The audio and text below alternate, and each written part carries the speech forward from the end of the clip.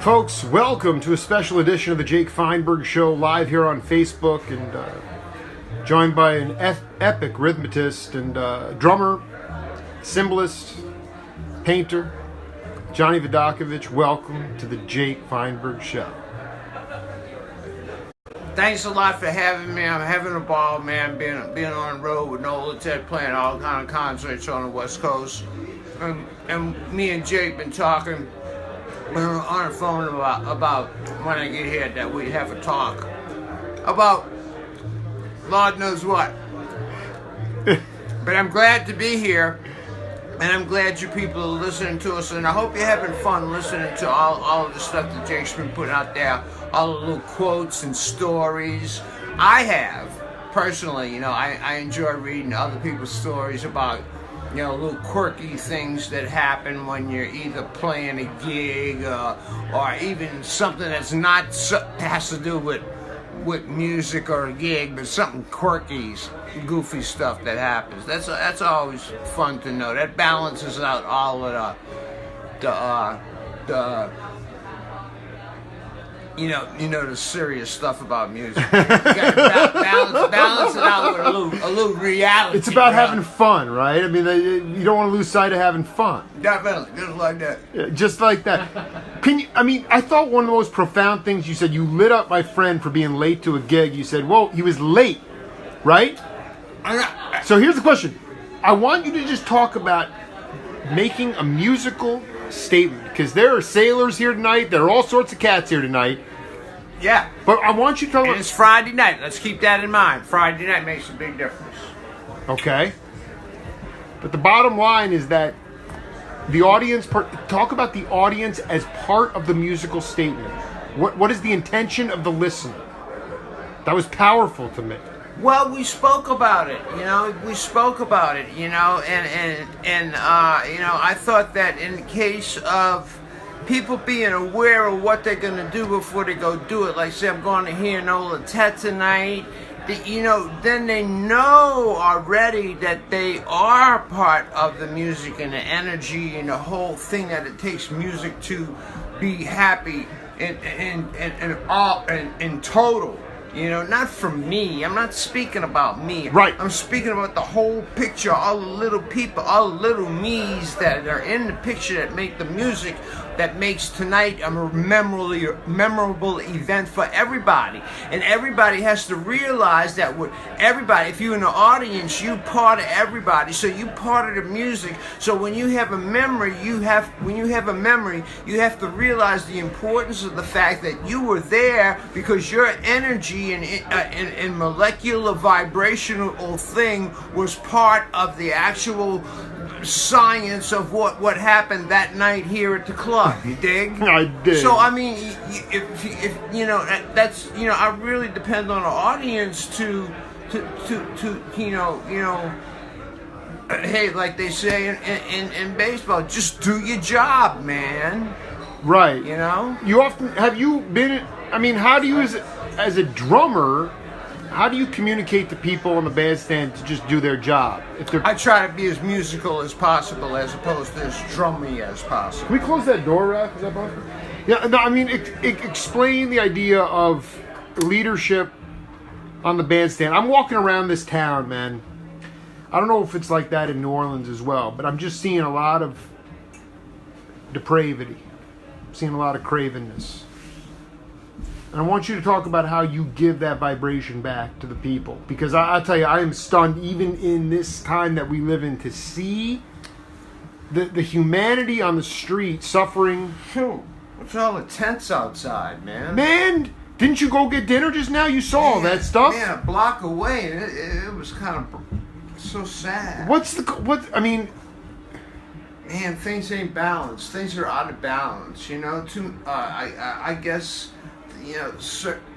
it doesn't seem like things are balanced, It doesn't seem like people who need mental help and other stuff like that that's becoming more of a problem than I think we know. They might say, oh, we have a mental health problem. There's, 45% of people on it. I think it's I think it's bigger than that. People don't know about it because I'm walking around, looking around what's going on, and a lot of people need some help because the world's getting a little cuckoo with these politicians and billionaires and all of this stuff, who are running the world.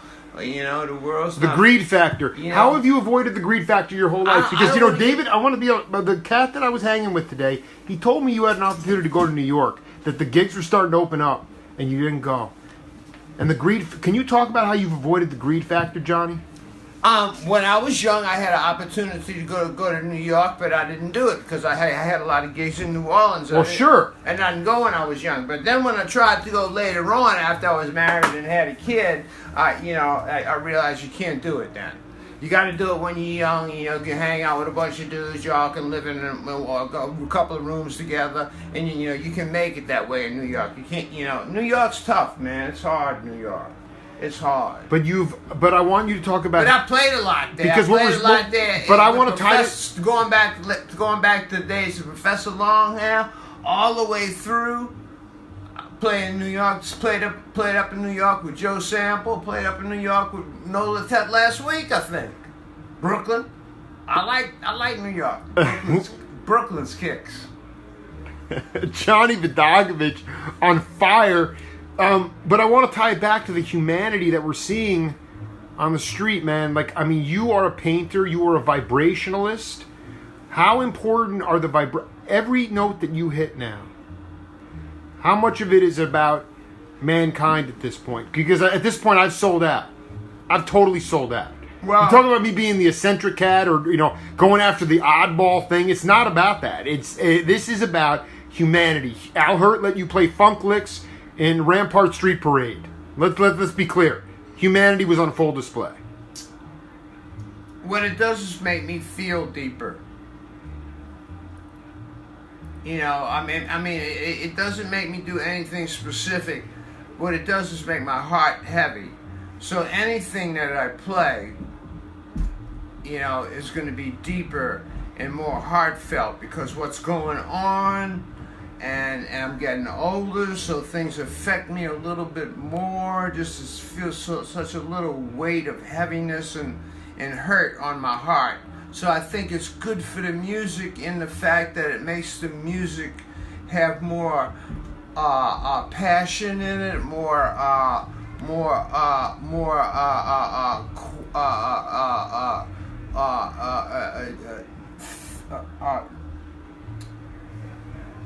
the hurt is a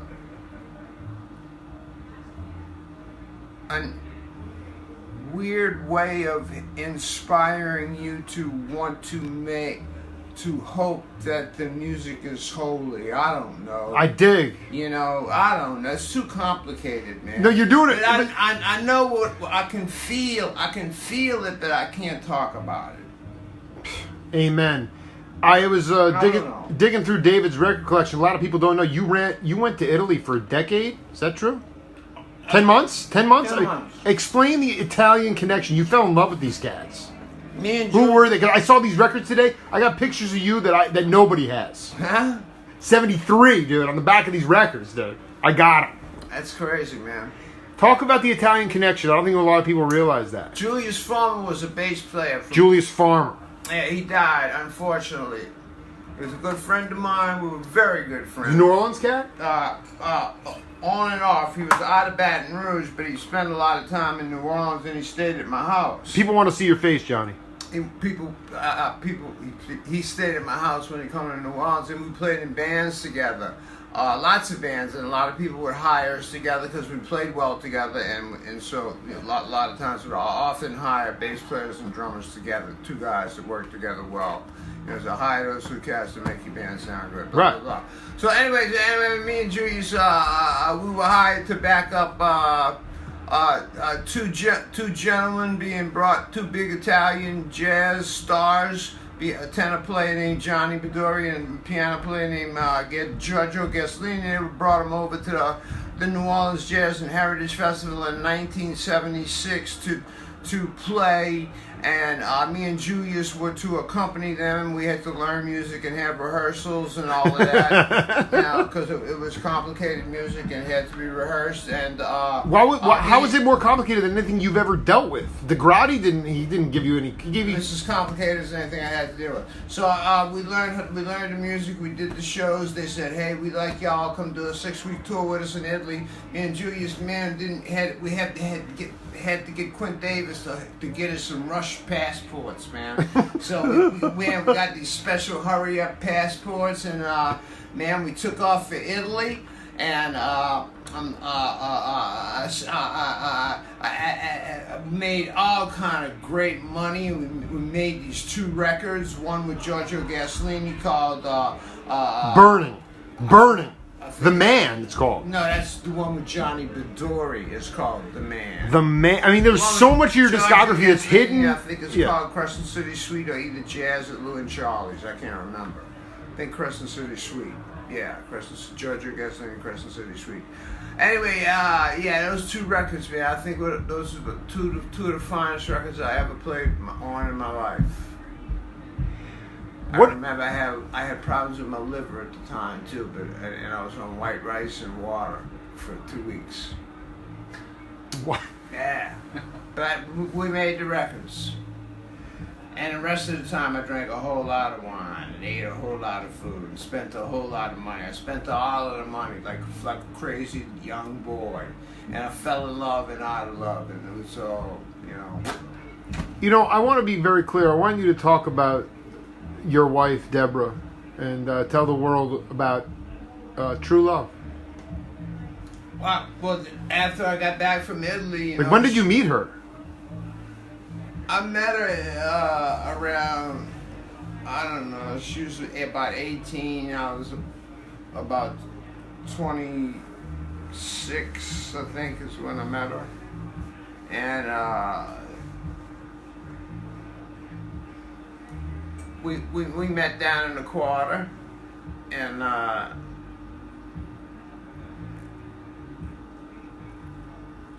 you're like, how is Jake Feinberg asking this? We started dating, and, so she was checking you out. She liked you your playing, or she? I was crazy about it, man. She was just a young, beautiful girl, and she was singing and dancing in a play as a substitute. I was doing the substitute drumming for the drummer who took a vacation. Her and I met on that gig. I took her to a party one night. She invited me to have a cocktail with her one night, and then I invited her to a party one night, and we started dating. Then we actually went different ways, because I went to Italy, and she took a job as a DJ for at that time she was spinning records in discos and all over the world. So she was traveling all over the world, England. She was a DJ. Yeah, wow. Yeah, for a big famous company back in the disco days. Did she ever have you play drums or anything like that? No. This is pre all of that. Pre all that, okay. This is disco days. Wow. Disco. Late 70s or? Probably you were not even born. I wasn't even birthed yet. I don't know, but anyway, and I was a jazz drummer, and that was totally something that she was not, aware of. So that was very funny. She was in this very other kind. We're in different worlds together. I did. And we felt I loved her, and we did different things, and then finally in around 19 when I was playing with Professor Longhair, she came to New Orleans, and I said we started living together, and got married and had a baby, and now my daughter, Laura Moon, is 37 years old. So we've been married about 38 years, and we've been living together about 40 years. Can you talk about how she pushes you forward to inspire you to keep doing what you're doing? I don't think Brian Haas is. You know, I mean, because I mean, she wouldn't. If you know, some women tie you down. I'll be sitting around the house feeling bad about myself, and right. she has to remind me, you know. Right. She's very good at that. I'll tell you what she's very good at. Look at the people. The people want to see you. I'll tell you what she's very good at. She's very good at, let me rest.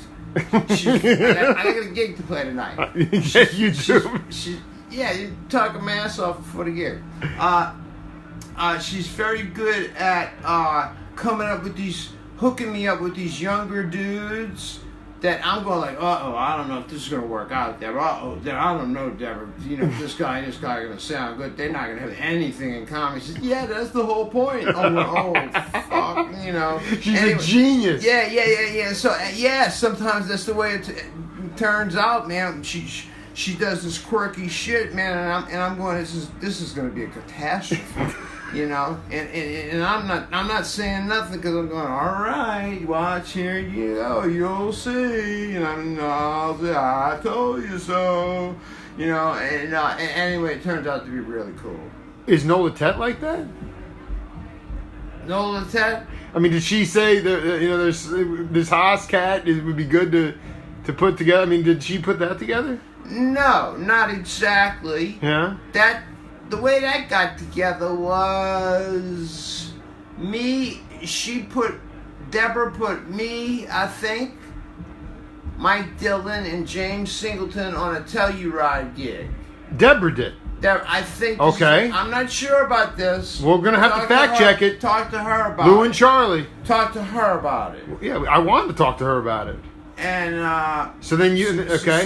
So, and when we was in Telluride, we said, hey, Michael and James said, hey, what do you think about calling Brian? Because me and James and Michael, a week before Telluride, were playing gigs in New Orleans, I think, with Brian, trio gigs.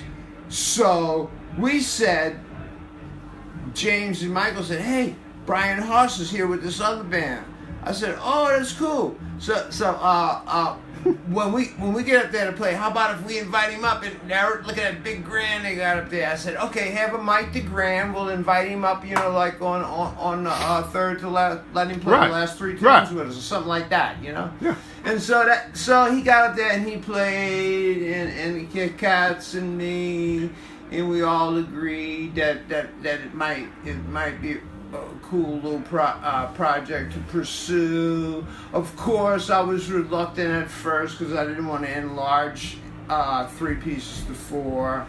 But explain that artistically. Why didn't you want to go to a quartet? It didn't have anything to do with artistic. Sonic? No, man. You got to divide the money up 4 ways. Dig. Bottom line. Bruh. I ain't that deep. Yeah, you are, dude. You're fucking deep, dude. Johnny Vidacovich, man. I love you, bro. Yeah, peace out. Peace out.